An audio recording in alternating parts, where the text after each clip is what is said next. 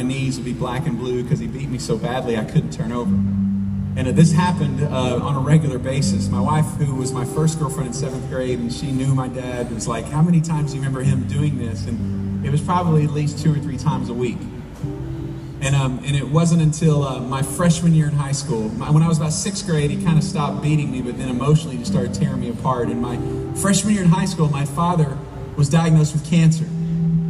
And this was bittersweet for me because part of me was glad because I thought this would come to an end. The other part of me was devastated because it's all I ever knew. It was still my dad. And from that point on, he was diagnosed when I was a freshman in high school. He passed away when I was a freshman in college. In those 4 or 5 years, I saw someone, this monster, become someone who was desperately and passionately in love with Christ. And I can say that I didn't trust that it was real. I didn't believe that it was real for a while. And just over time, he started to show me by his actions and just who he was that he had completely been transformed. There'd be nights I would come home and he never wanted to go to the hospital, so his bedroom became a hospital. And there were nights I would come home and he would fall asleep and I was making sure his IV was good and he'd be asleep with his face in the Word, and I would put the Bible on his bedstand and kind of tuck him in, and he'd wake up and we'd start having these conversations hours into the night. And every time he would always, somewhere in the conversation, he would be in tears saying, I'm so sorry for what I did to you and I wish I could change it and take it back. And what I didn't realize at the time, I realized it later, that he was changing it at that moment.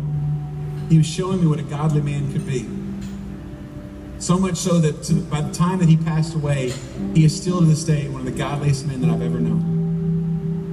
And I say this to say that it put me on this war path for the gospel. Because I truly believe I was blessed to see this, because if the gospel could change that dude, it can change anybody.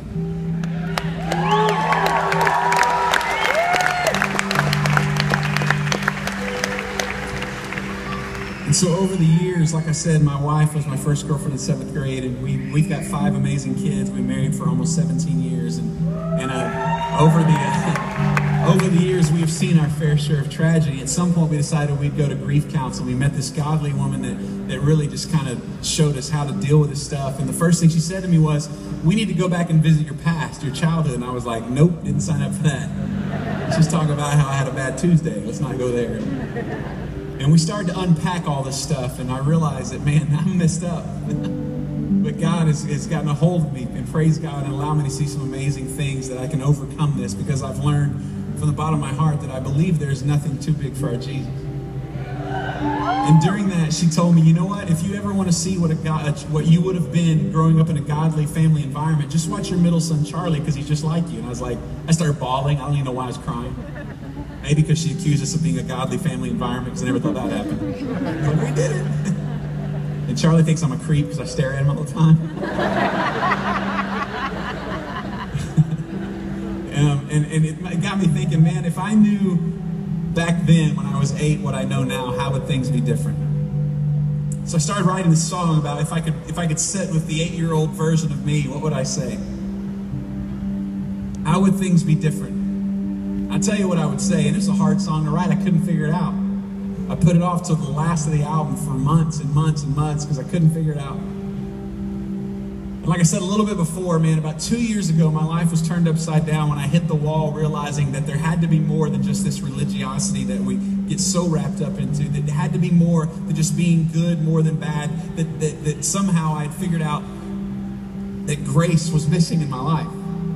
It's there the whole time. I just didn't realize it. And so I realized that it's not about my efforts, but the efforts of the cross. And the friend of mine that came into my life 2 years ago to remind me that there's nothing I can do to make Christ love me anymore, the one thing that he actually did that probably changed my life the most is that for 2 years, he would text me every day the same thing. You are holy, you are righteous, and you are redeemed, and I am for you. And eventually, I started to believe it. Not only did I start to believe that I'm not a bad person trying to be good, but I'm holy as he is holy, that I'm redeemed and righteous, but I also started to believe that he was for me, that he cared. So I figured out what I would say to the 8-year-old version of me.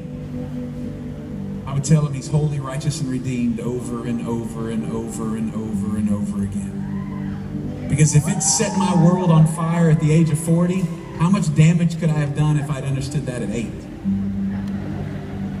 say all this to say there are a lot of you here that may have, and I don't mean to make light of it, mommy and daddy issues. And you carry this stuff around as if it's something you did wrong. I'm here to tell you, it has never been your fault. And you were made for so much more than all the stuff you've been carrying around. And everything the enemy has told you that you were disqualified and that you've messed up, and if anybody knew what you've gone through, you'd be kicked out of the club, that is not of the gospel. Because your identity is not what you do or what you have done. Your identity is the same spirit that raised Christ from the dead that now dwells inside of you.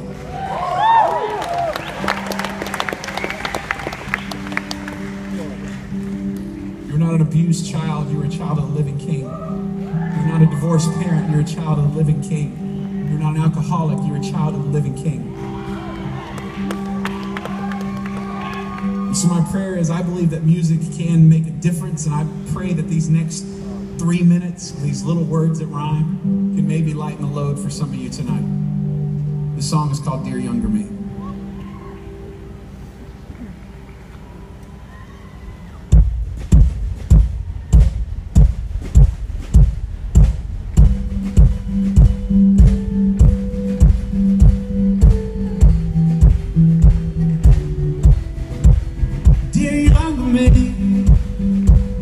Where do I start?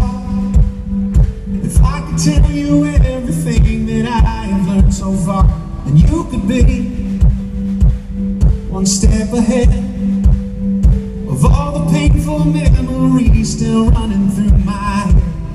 I wonder how much different things would be, dear younger me.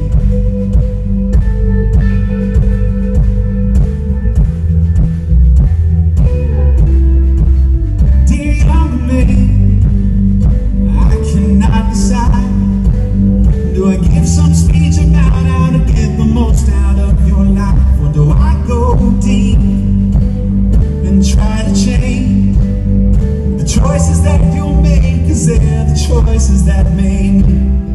And even though I love this crazy life, sometimes I wish it was a smoother ride, dear younger me.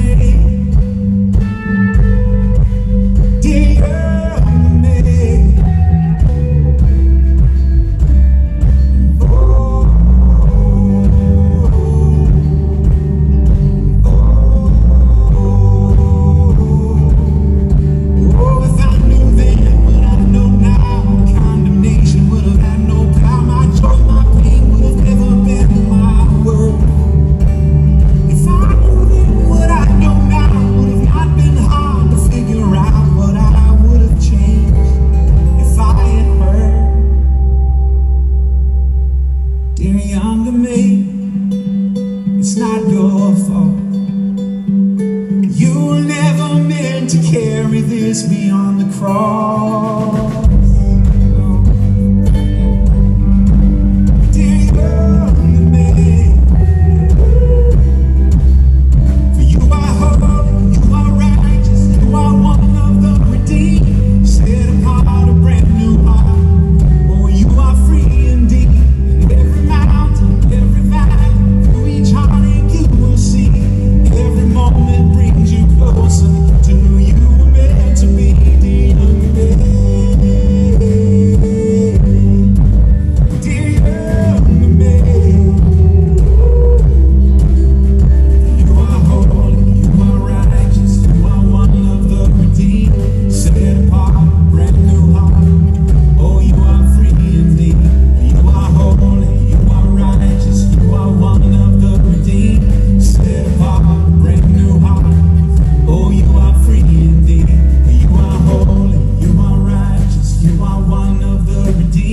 Set apart, a brand new heart.